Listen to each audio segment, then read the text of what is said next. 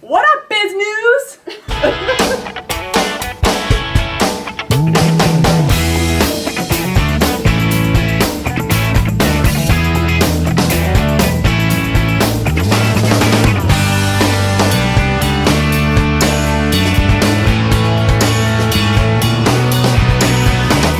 Welcome to Strictly Biz News. I am Alfonso Santinello. Brittany, thank you so much for coming on. Thank you so much for having me. Corey, you got the shit out of your mouth yet? Are you good to talk yet? Are we good? This is Corey. Not the freshest candy here. As long as it's candy. Yes, it's true. I go for it every time. So this is Corey. And welcome to the show. So we have a couple great topics today. First up, Men's Wearhouse fires or dismisses their founder George Zimmer. For like a couple weeks they didn't know why, and we just found out that it was because he's basically like behind the board's back trying to sell the company to private stakeholders. This is actually the first time we've ever had a guest on that actually found out the reason why the topic even became about. And then let us know why. Yes, and then she clued us in to what was going on. So thank you. I was on yahoo.com and I saw it. I was like, oh, no shit. Well, thank you. So now we don't look like asses. Yeah, right. Well, they made out, I was like, this is so one-sided, the story, because it came from the Men's Wearhouse board as to why they dismissed him.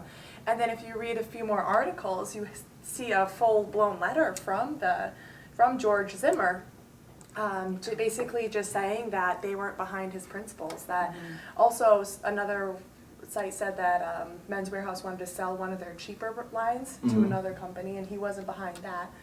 So there was a few discrepancies. Well, I think the biggest, and he started the company, but it outgrew him in a sense where there's a board now. He's not the one making the final decisions, and I think he was still in that mindset of like what I say goes. Where he's off the board. He was, I think the article said 2 years ago he was off the board. So I wonder who they're gonna have to replace her at.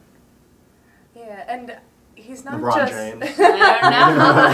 I know, like, he's Shaq. the spokesperson. So. Right. Do they have suits that fit them? Shaq will probably go to like the double XL store or whatever the XL men's clothing store. They go to the big and tall. Yeah, big and tall. But it's You too can bad. be their spokesperson. If you see their I can't even Facebook speak page, sometimes. their Men's Wearhouse Facebook page is blowing up with people saying, "I'm never shopping here again. Bring back Zimmer." Oh my gosh. Oh yeah. They probably don't even know the difference. Yeah, honestly. No, I Well, don't. you become attached to a brand, and that's the face of the brand. Exactly. So. Well, the commercials have been going on for 20 years now, with him basically being the forefront of the commercials. So What did it's they just a say? change. You'll look good. I guarantee it. Yeah. He's not guaranteeing anything anymore. No. Next up, Dunkin Donuts, who offer gluten-free donuts and muffins. So this is huge for the, I guess you can call it fast food chain, to offer gluten-free. An article says it is exactly known as Dieter's Paradise, obviously because they serve donuts and coffee full of sugar, but it's all delicious. But now they're gonna start offering for the gluten-free cloud or the gluten-free crowd, not cloud. I'm so hungry that I'm just like mumbling words. The gluten-free crowd, yes. I think this is awesome. Although I wish the Dunkin' Donuts would just stick with what they know. Like they have new sandwich, like the grilled chicken sandwich or something. I remember in college just talking about how Dunkin' Donuts serves to, specific hours of the day, and if you feel like something afterwards, and they do a great job of that. So now I think that they're kind of reverting back to what they know and figuring out how to broaden their crowd.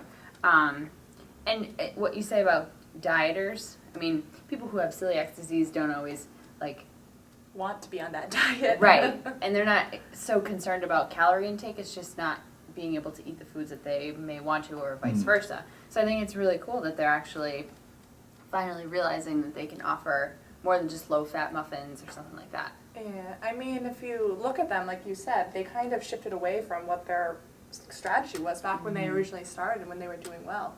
Then they were offering pizzas. Then they were offering Yeah. like lunch I remember items. that. Yeah, they were great for hangovers, I tell you. It's like the Well, I mean, there was an article where the CEO plainly stated like their business is coffee. It's not even donuts; it's coffee. So it's more of it's just what's better complementing to put with the coffee. It's the donuts, personally, not the food. So Yeah. this is like Corey said, it's going to expand more of not just their current demo, but getting more who want to eat that but can't. Yeah. Oh yeah, and plus it's not just attracting people with celiac disease, but people with gluten sensitivities. I mean, some people, they just have gastrointestinal issues, where in order to relieve themselves I'm learning of so them, much right now. I wouldn't even be able to pronounce that. they go to a gluten-free diet. Right. Yeah. Because it's something with the intestine Mm-hmm. that people with the celiac disease, they can't process the protein or something. Oh. I don't know, something like that. I'm not a We should look at gluten-free that. person, but my mom's good friend has celiac disease. She found that out a year ago. Boy, she was pissed when she couldn't have any more Miller Lite. But then she found some Red gluten-free, Yeah. some Red Bridge, and she's like, this has even more alcohol in it.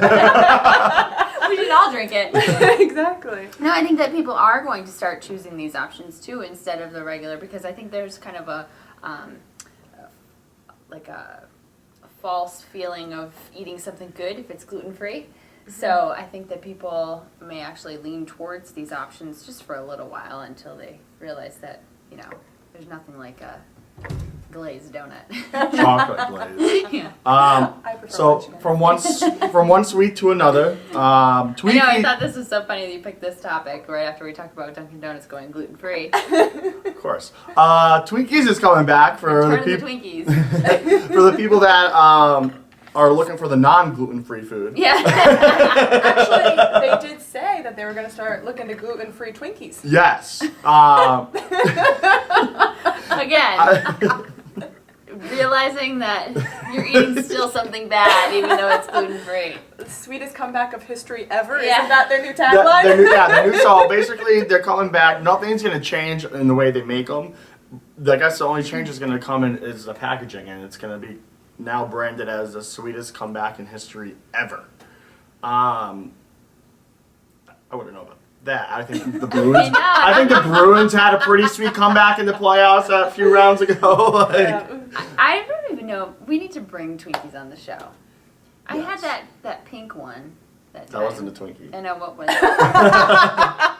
It was a Hostess something. I don't Yes, know. thank you for clarifying that it was something of Hostess. But it wasn't a Twinkie. Yeah. Maybe it was sour. I don't know. But yeah, well, once they go back on the shelves, are they on the shelves? July 15th. July I think it said. 15th. Somebody read her topics. I did read my. I pick them. I don't read them. That's your job. So the anticipated wait is here. You know, the blockbuster of Twinkies. So make sure you start jumping in line just July 12th at Stop and Shop and Geisler's, and make sure you get those Twinkies before they go up. They're actually going to be distributing this time to wholesalers. Instead So of you just can buy them in bulk. instead of just and to distributors instead of just directly to the stores, so Okay. that they can reach more channels. Because I guess they were only in like 150,000 gas stations around the U.S. That's it. That's it. Hostess in general? Hostess when they were formerly in there, and I was Yeah. like, no way! I see them in all the gas So stations. that I was 150,000, maybe 120,000 are in Western Mass. So they're making a comeback with their distribution model too. there. Yeah. Okay. And they're not going to be unionized anymore. Okay. They're no longer a union. I think it's that. So they're There's a making new strides. CEO. I think they're. They'll be This is just interesting. the beginning of them. We're probably going to have to talk about them sometime in the future. But they did sell off a bunch of their brands, Yeah. so they only kept a few. Well, they probably kept the ones that are like more profitable for them. Yeah. Like the Twinkie, and they're still sticking that the shelf life of a Twinkie is only 45 days. I think everyone knows otherwise. Yeah. I thought they last forever. So next, FTC investigating Google purchase of Waze. So Waze is a mobile app. I guess you can call it a social mobile app or Okay. GPS app. So basically, you punch in and you use a navigation system like any other. But now people can go and tell people when there are cops. They'll let you know gas stations around the area. So like if you're driving and it's on, and it'll just notify you saying there's a cop like 0.2 miles away. Okay. and it's people letting other people know, like slow down, or so it's really cool. I enjoy it. But Google, You use it right now? yes, not right Okay. this second, No. not while we're filming. How But, many cops are in the area? yeah, I don't know it. No. Usually I just listen to the sirens. It is downtown. But Google confirmed that the Federal Trade Commission is looking into the recent 1.3 billion purchase of the social navigation Waze. They're worried basically because, well, hold on a second. Consumer groups are worried the purchase of the Israeli company will give Google, already the dominant force in the U.S. mapping surface, an unaccessible edge. I can't even pronounce that. An edge against the competition. So, I mean, it's what competition? Is it kind of like what we talked about on the last show about how people just really have a problem with, like Google knowing everything about them Yeah. and Well, that was the invasion NSA. of privacy? That was more of the NSA tapping in. Google is more of just becoming like entrenched in everything, pretty much. Like they're basically everywhere. I think they're just worried about it becoming getting a monopoly on it, because if you think about it, I guess the majority of phone users have the Google app when they're looking for directions or looking for something else, and this is so complementary where they're just going to have such a big market share, where there's really no competition, as it said, for Waze No, yeah. out there. So I guess it's the people worried that Google is just going to demolish them. That's Yeah. Well, they're saying, as of right now, it's still being stationed in Israel, and they're not getting rid of the people. But I mean, over time, you can see It's going to happen. Google is just going to ship it over here, and either they'll come with them or they'll let go. They'll keep a call center over there, right. like most people do. Nice. You know, we finally had a nice, sophisticated conversation with you, and you go and say that. On that note, I'm calling it. We're done. You know what I was just thinking of? Imagine all the idiots that bought those Twinkies on eBay for like $8,000. Oh, I know. They're not thinking it's a sweet comeback whatsoever.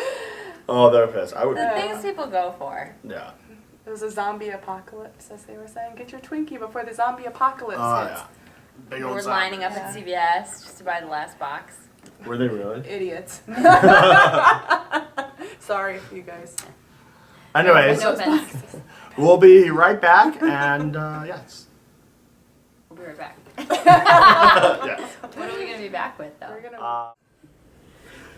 And welcome back to Strictly Business. I'm here with Jen Iannacone of Dishcrawl. Thank you so much for coming on. Not a problem. So, for the viewers that don't know, what is Dishcrawl? Dishcrawl is, in the grand scheme of things, it's a restaurant tour, but it's more than that. It's an adventure. It's a mystery. We go to 4 restaurants in one night, 3 sampler entrees, and then a dessert. And then you only find out where you're going about 48 hours before, and even then it's only the first restaurant we announce, because it's to get you out of your comfort zone, to get you going out and trying new things, and it's all local restaurants, so you're going to be experiencing the place you live, hopefully in a new way, or maybe some old favorites in a new way. You won't know until you get there. Now, how long have you been doing Dishcrawl for? Actually, it's only this year. This is our second dish crawl in the Pioneer Valley. We are the 5th in the state, and the only other ones have been in Boston. Okay. Now, how often do the dish crawls happen? I'm aiming at every 6 weeks to once a month. And then there are some other dish crawl type events that we're looking to that will help raise money for charity and involve more than 4 restaurants, but that's down the line. Right now we're just starting with the basics. Yeah. And before we were shooting, you were saying that people can subscribe to the newsletter to when the next one will be and information on it. So if they want, do you want to give the website or how they can get a hold of you? Well, the best way to find us is to go to dishcrawl.com and then search for Pioneer Valley. I believe the URL is, I have it bookmarked, I don't memorize it. It's dishcrawl.com I'll have it on the screen right here. Dishcrawl.com/Pioneer Valley should get you there. But that's us. And basically, once you sign up for the newsletter, I send out after a blog about the last dish crawl, and then a week or so after that, I announce when the next one is. Subscribers get an early bird discount to encourage them to, buy the tickets beforehand, so I can start getting an idea of who's coming and how many people might be coming.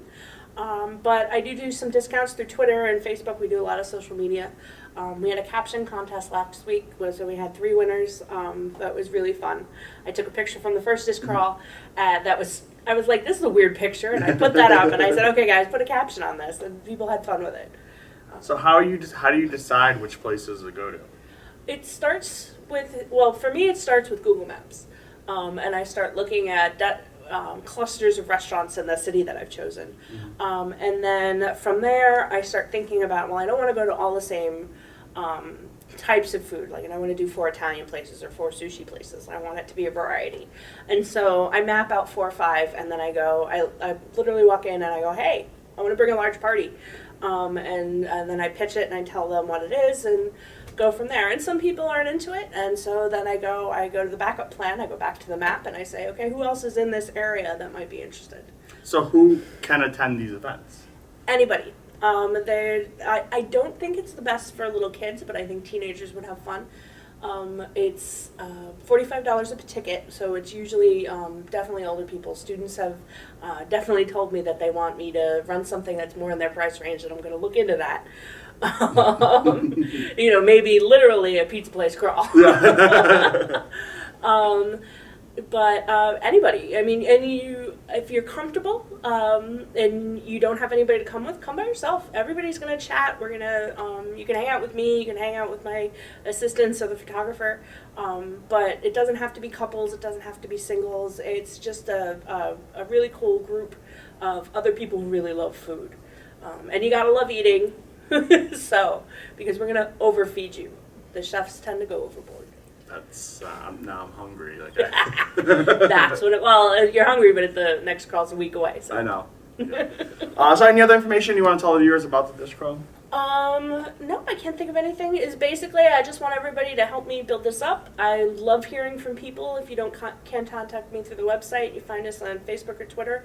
Let me know where you'd like me to go.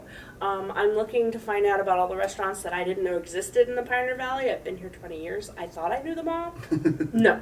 There's a lot of hidden gems around here. And also because I was very much a Hampshire County resident, I'm now Hampden County and having to learn about Franklin. So people from down in the Springfield way, I want to know what your favorite restaurants are.